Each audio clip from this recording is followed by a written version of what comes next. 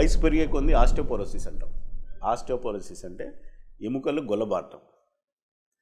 అలా గొల్లబారినప్పుడు calcium content ఏదైతే ఉందో బోన్స్లో కొన్ని ఇంపార్టెంట్ ప్లేసెస్ ఉంటాయి, వాటిల్లో ఆ స్ట్రెంత్ తగ్గుతూ ఉంటాయి. మీరు ఒకటి చూస్తే తొంటి ఒక మెయిన్ ప్లేస్, చెయ్యి ఎక్కువ మంది ఇట్లా చెయ్యి జారి పడగానే ఇక్కడ ఇరిగిపోతా ఉంది. So this is called Colles fracture అంటాం. హిప్ ఫ్రాక్చర్, అలాగే షోల్డర్ ఫ్రాక్చర్. ఈ మూడు చాలా కామన్గా పడితే ఇరిగే ఎముకలు పెద్ద వయసులో. ఎందుకు ఇలా జరుగుతుందంటే, ఎప్పుడైనా మనం తూలి పడబోతే మనం ఏం చేస్తాం, ఏదో అడుగులేసి దాన్ని బ్యాలెన్స్ చేసుకుంటాం. వయసు పెరిగే కొంది you will not have that balance.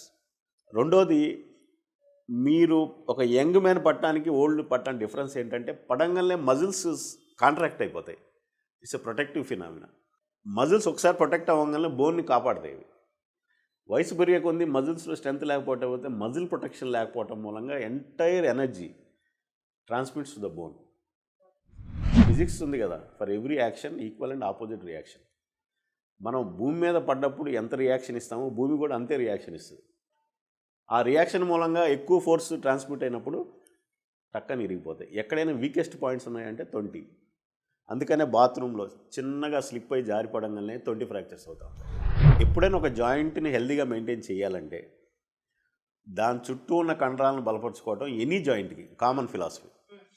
Hip అయినా నీ అయినా కానీ ఒక జాయింట్ 100 kgs మోయాల్సి అంటే ఒక 50 kgs జాయింట్తో మోపించి ఒక 50 kgs మజిల్స్తో మోపించారనుకోండి, అప్పుడు ఆ జాయింట్ కొంచెం రెస్ట్ వస్తుంది, షేర్ చేసుకుంటారు.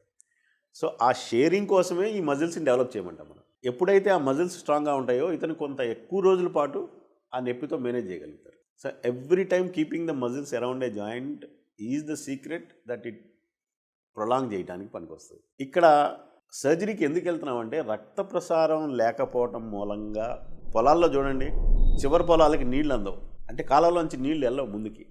ఎప్పుడైతే ఆ నీరు అందదో ఆ వెనక పొలాలు ఎండిపోతాయి, ముందు హెల్దీగానే ఉంటాయి. ఇట్లాంటిదే ఎవాస్కులర్ నెక్రోసిస్. ఎండాట్రీస్, ఆ చివరి ఉన్న ఆ పొలంకి ఈ రక్తం అందట్లేదు, ఆటోమేటిక్గా ఆ పొలం అంతా డ్యామేజ్ అయిపోతుంది. The same thing happening in the hip.